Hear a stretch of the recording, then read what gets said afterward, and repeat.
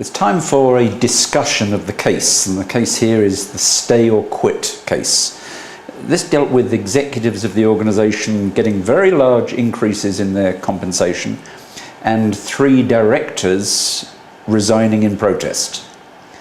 The questions that were posed were, what insights does the article that was provided give you into the quality of governance of this institution?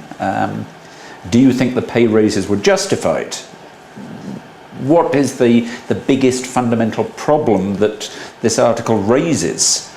Do you think this issue was only the deciding factor causing the 3 directors to resign, or was this the straw that broke the camel's back, if you like, just the end of a culmination of different issues?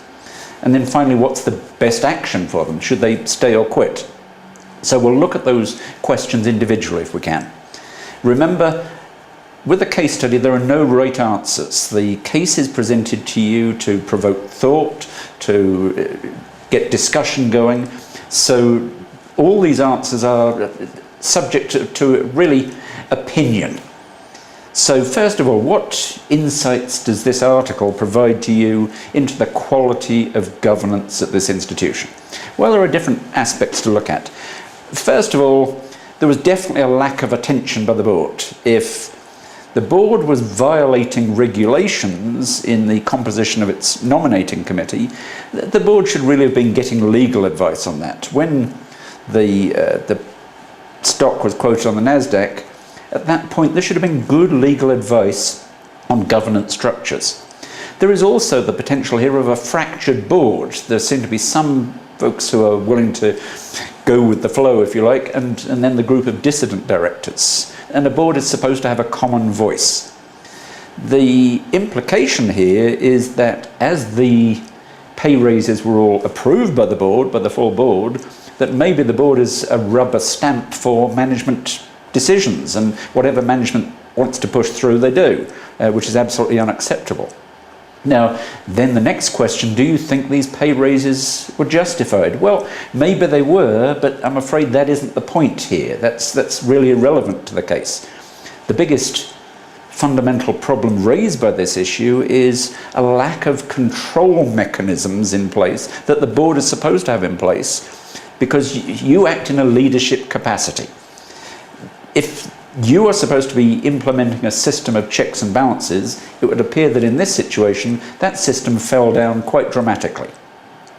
So then that brings up the question of, do you think that this was the only thing that caused the dissident directors to resign, or do you think this was the straw that broke the camel's back?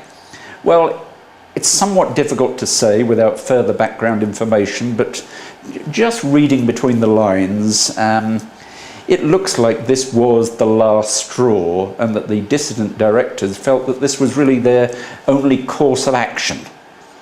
So the final point here was, what do you think is the right thing to do, stay or quit? Well, ideally, it would be nice to say that the best benefit would accrue to the stakeholders in this case if the directors decided to stay and work on these issues from the inside.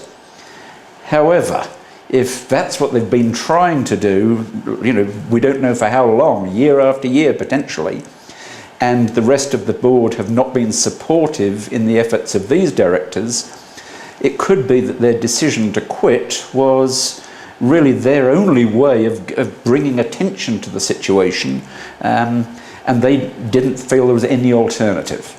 So again, a very complex situation, and you never want your board to get into this kind of issue.